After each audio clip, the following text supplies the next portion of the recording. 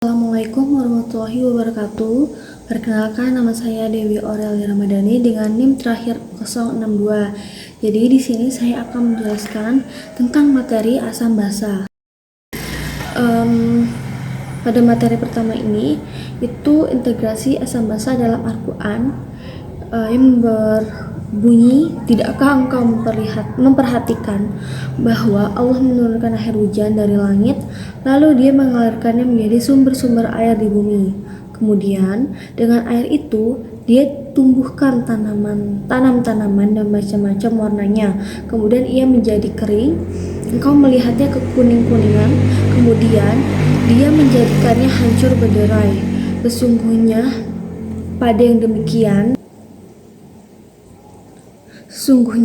yang demikian itu benar-benar terdapat pelajaran bagi ulaha. Yang kedua, ini ada miskonsepsi asam basa. Jadi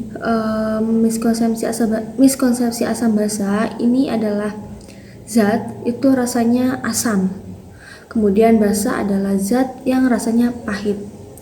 Namun pada kenyataannya rasa asam dan pahit itu tidak selalu merupakan indikator yang akurat untuk menentukan dari asam basa tersebut. Jadi rasa asam atau pahit itu dapat disebabkan oleh faktor lain seperti adanya ion tertentu atau senyawa organik. Nah, yang kedua itu ada miskonsepsi bahwa kekuatan asam dan basa hanya ditentukan oleh konsentrasinya. Namun pada kenyataannya itu kekuatan asam dan basa itu telah ditentukan oleh sifat intrinsik asam dan basanya. Jadi asam kuat itu mudah melepaskan ion H+, sedangkan basa kuat mudah menerima ion H+.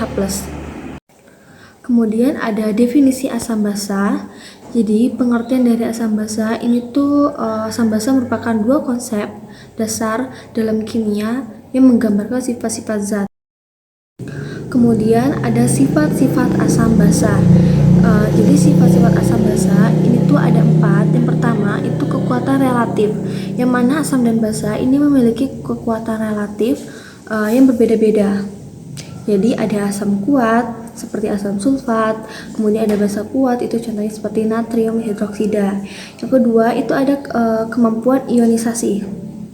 Jadi asam itu dapat melepaskan ion H+ dalam larutan air, sedangkan basa itu dapat melepaskan ion H+.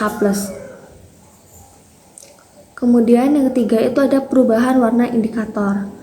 Asam dan basa itu dapat menyebabkan perubahan warna pada indikator seperti kertas lakmus dan juga PP atau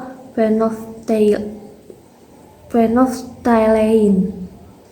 Sedangkan yang keempat itu ada daya hantar listrik. Jadi larutan asam dan basa itu pada umumnya dapat menghantarkan listrik karena mengandung ionisasi bebas. Kemudian ada teori asam basa. Menurut teori Arrhenius tahun 1884, jadi dia menjelaskan bahwasannya kekuatan asam dalam larutan di dalam air itu tergantung pada konsentrasi ion-ion hidrogen di dalamnya. Kemudian materi selanjutnya itu ada identifikasi asam basa. Yang pertama itu ada identifikasi asam basa dengan indikator. Jadi yang pertama itu kita mengidentifikasi asam basa menggunakan kertas lakmus gitu. Kemudian itu ada mengidentifikasi asam basa menggunakan indikator. Kemudian yang ketiga itu ada mengidentifikasi asam basa menggunakan indikator alami. Kemudian di sini ada kekuatan asam basa. Jadi kekuatan asam basa itu dipengaruhi oleh banyaknya ion H+ yang dihasilkan oleh senyawa asam dalam larutannya. Jadi berdasarkan banyaknya sedikit ion H+ yang dihasilkan, larutan asam dibedakan menjadi dua macam, yaitu asam kuat dan juga asam lemah. Kemudian kekuatan basa. Jadi kekuatan basa ini tuh berdasarkan sedikitnya ion OH yang dihasilkan. Larutan basa juga dibedakan menjadi dua, yaitu basa kuat dan juga basa lemah. Kemudian materi terakhir itu ada derajat keasaman.